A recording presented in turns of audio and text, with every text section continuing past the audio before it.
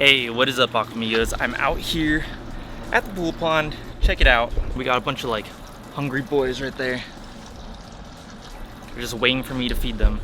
And in today's video, what I want to do real quick is just talk to you guys about why it's important to quarantine new fish when you bring them home. Now, one of the first reasons that you want to quarantine new fish when you bring them home from the fish store or wherever you got them from is because the stress that the fish went through during transport is going to weaken their immune system. And it's going to make them more susceptible to any diseases that may be present in your current pond or your aquarium setup, and their immune system just might not be able to take it after going through the stress of transportation. Like my pool pond right behind me, there may be diseases present in there that all my fish have built up an immunity against. And if I were to introduce a new fish into that environment with a weakened immune system, it might not be able to fight it off. Another reason that you want to quarantine a new fish before adding them to your pond or your aquarium is because it will just be a better environment for them to acclimate to the water chemistry of where you live. For example, here in the Los Angeles area, the average water hardness is around 186 parts per million, which is pretty high compared to a lot of other regions in the US.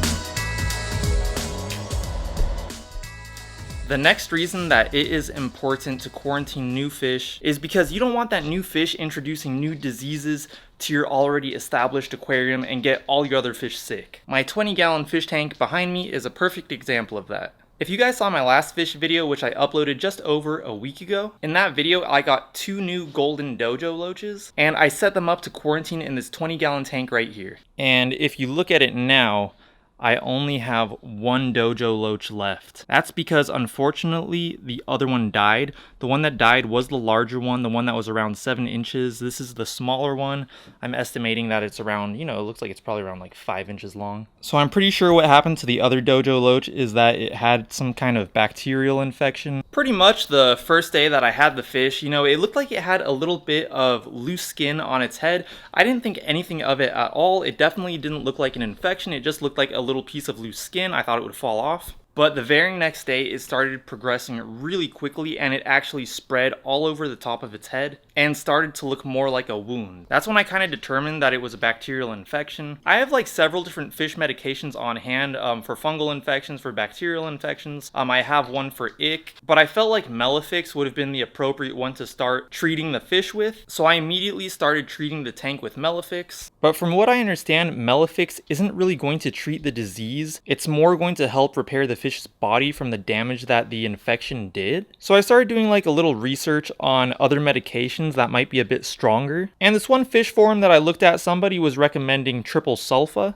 And it's a much stronger medication, and I went ahead and ordered that. It arrived at my house in 2 days, and I started treating with the triple sulfa. Now, what I found out about triple sulfa is that it will kill all the bacteria in your tank, including your beneficial bacteria. So after I treated with the triple sulfa, I started noticing that my tank started getting cloudy. I actually just started noticing this today, but if you look through to the other end, you can see that the water is pretty cloudy. And as some of you may know, that is a sign that you crashed the cycle of your tank. Just a few months ago, I went through that with my guppy tank. So immediately I went ahead and checked my ammonia levels in this tank, and sure enough, I had a bit of an ammonia spike.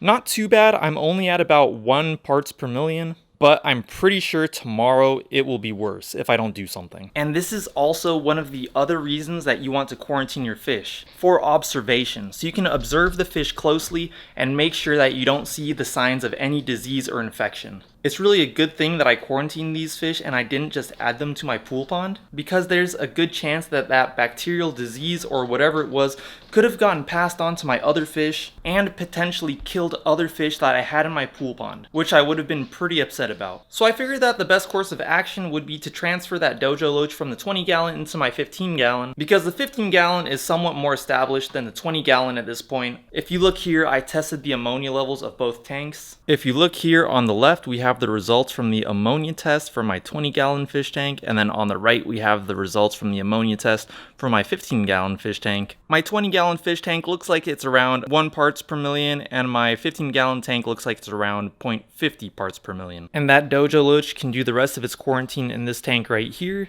And when I do transfer him into this tank, which I'll do right now, I think I'll start his 4-week quarantine over again, just because he was just in close proximity to a bacterial infection, and I just want to make sure it's completely gone. He's not showing any signs of carrying it, but I just want to make sure.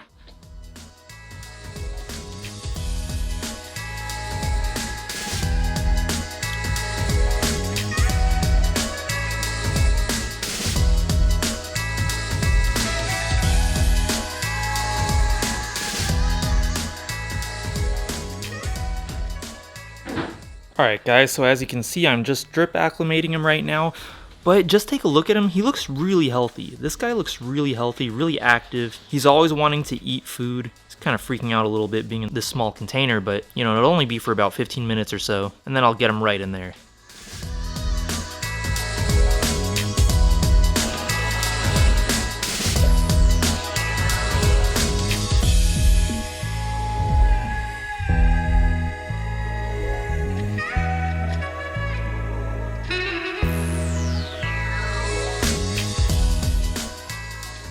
Alright guys, so there he is, just chilling at the bottom of the tank.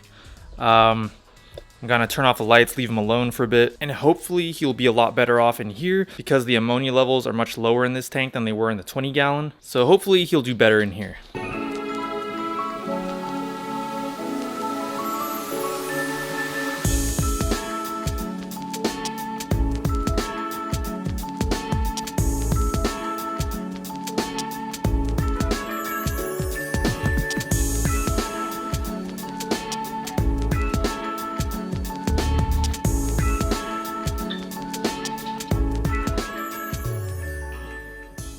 So although it is unfortunate that I lost one of those dojo loaches, I avoided a much bigger potential disaster by quarantining those fish. And luckily, I do still have one of them. And just another thing I want to mention really quick, if you did see my last video where I did buy these dojo loaches, I got them from a place called Sunland Water Gardens. And looking back at that video, I feel like I was kind of hyping up that place a little too much. And I even made a comment where I said that I would rather buy fish from a place like that than one of the big box pet stores, when in reality, they're really no different from the big box pet stores. They literally get their new fish in and then put them right on display for people to buy. The reason that I know this is because I saw the day that they posted on Instagram that they got these fish in, and they were already telling people to come by to buy them. In my opinion, a much more responsible way to sell fish would be to put these fish into some sort of quarantine and observation after they get them in from the supplier, and then waiting some period of time before putting them on display for customers to buy. I forgot what his name is, but the guy from Aquarium Co-op, I remember watching one of his videos and him saying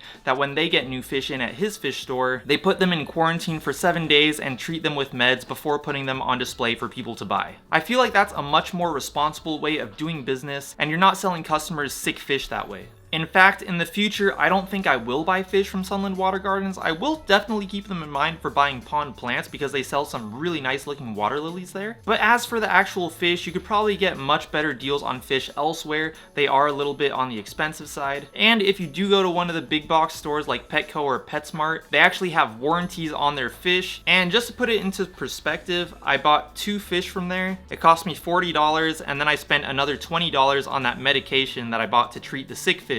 So I'm all in for $60 and I'm left with 1 fish. But anyways guys, enough of that. I'm gonna go ahead and tell you guys what my plan is for my 20 gallon now.